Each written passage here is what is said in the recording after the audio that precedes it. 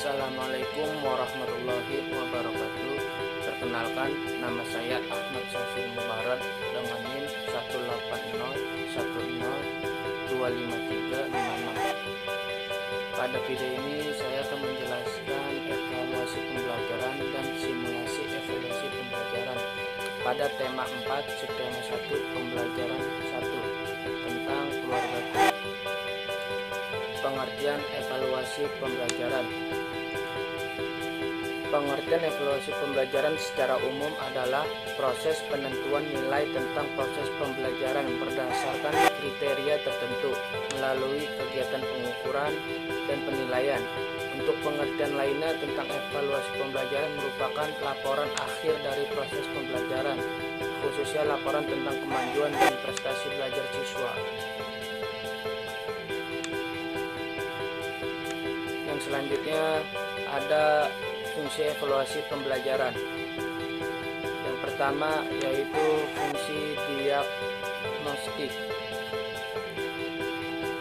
Fungsi diagnostik adalah menggunakan evaluasi pembelajaran, seorang guru dapat mengetahui kesulitan atau masalah-masalah yang sedang dihadapi para siswa dalam kegiatan belajar.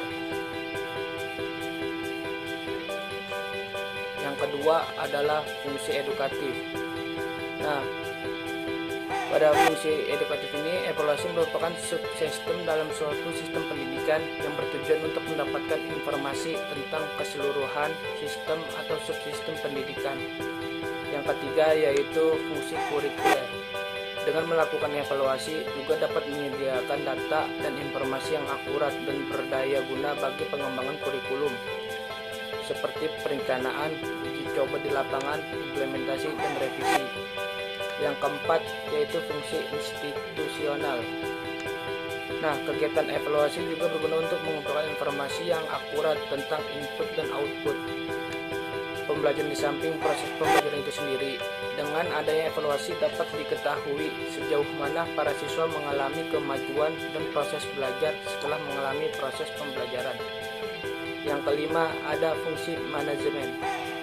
Komponen dari evaluasi merupakan bagian integral dalam suatu sistem manajemen. Hasil dari evaluasi berdaya guna untuk bahan bagi pemimpin untuk membentuk keputusan manajemen pada semua jenjang manajemen. Yang keenam, fungsi administratif. Nah, kegiatan evaluasi menyediakan data tentang kemajuan belajar para siswa yang berfungsi untuk memberikan sertifikasi atau tanda kelulusan dan untuk melanjutkan studi lebih lanjut. Evaluasi juga dilakukan untuk mengetahui tingkat kemampuan para guru dalam proses belajar mengajar atau PMB. Hal ini berdaya guna untuk supervisi. Selanjutnya ada prinsip evaluasi pembelajaran. Yang pertama yaitu prinsip valid. Artinya evaluasi pembelajaran harus dapat menggambarkan kondisi para siswa sesuai dengan sebenarnya saat dievaluasi. Yang kedua ada prinsip berkesinambungan. Artinya bahwa evaluasi pembelajaran harus dilakukan dengan cara terus-menerus, baik di awal atau di akhir proses pembelajaran. Yang selanjutnya ada prinsip reliable. Artinya evaluasi pembelajaran harus dapat dipercaya dan dapat menggambarkan kondisi para siswa secara bersambung, walaupun hal ini dilakukan oleh pihak yang berbeda serta dalam waktu yang berbeda juga.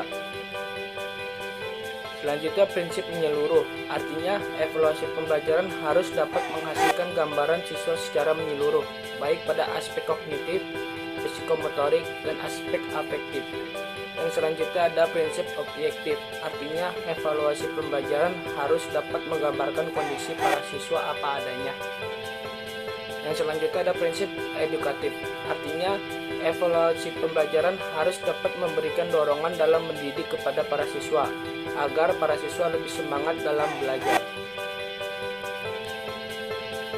Kemudian ada evaluasi berdasarkan tujuan. Yang pertama yaitu evaluasi selektif. Merupakan evaluasi yang digunakan untuk memilih siswa yang paling tepat sesuai dengan kriteria program kegiatan tertentu.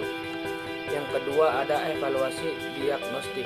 Merupakan evaluasi yang ditujukan untuk menyelidiki kelemahan-kelemahan siswa beserta faktor penyebabnya. Yang ketiga yaitu evaluasi penempatan, merupakan evaluasi yang digunakan untuk menempatkan siswa dalam program pendidikan tertentu yang sesuai dengan karakteristik siswa.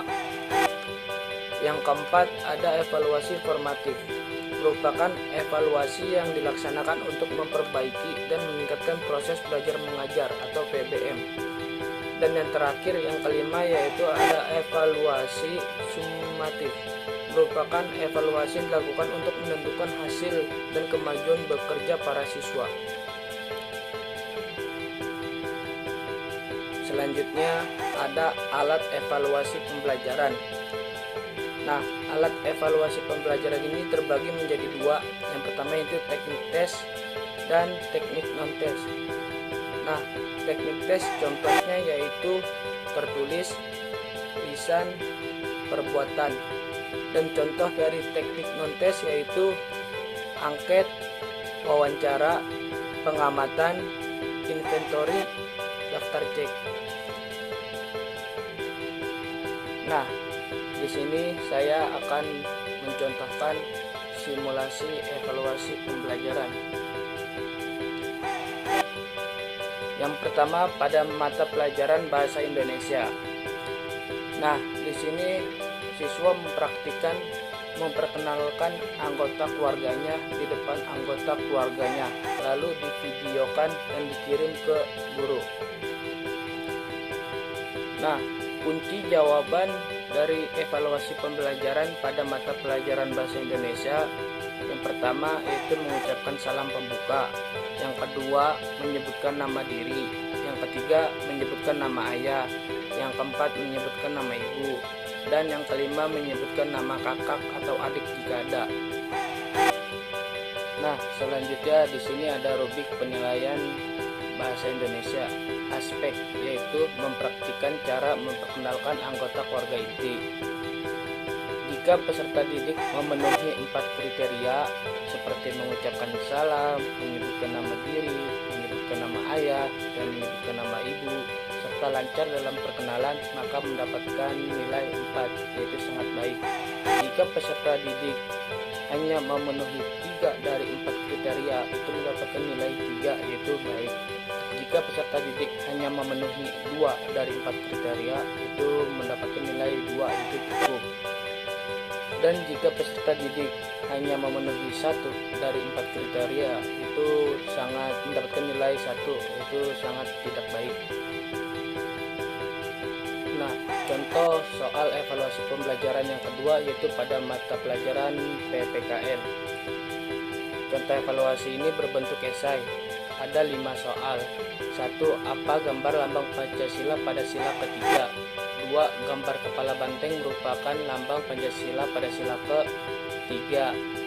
Gambar padi dan kapas merupakan lambang Pancasila pada sila yang keempat. Kemanusiaan yang adil dan beradab adalah bunyi dari sila yang kelima. Apa bunyi Pancasila pada sila ke-1? Nah, di sini ada rubrik penilaian pada mata pelajaran PPKN aspek, yaitu pengetahuan tentang bunyi dan simbol-simbol dari Pancasila. Jika peserta didik menjawab dengan benar semua soal, itu mendapatkan nilai 4. Jika peserta didik menjawab 4 soal dengan benar, itu mendapatkan nilai 2. Jika peserta didik menjawab 3 soal dengan benar, itu mendapatkan nilai 2.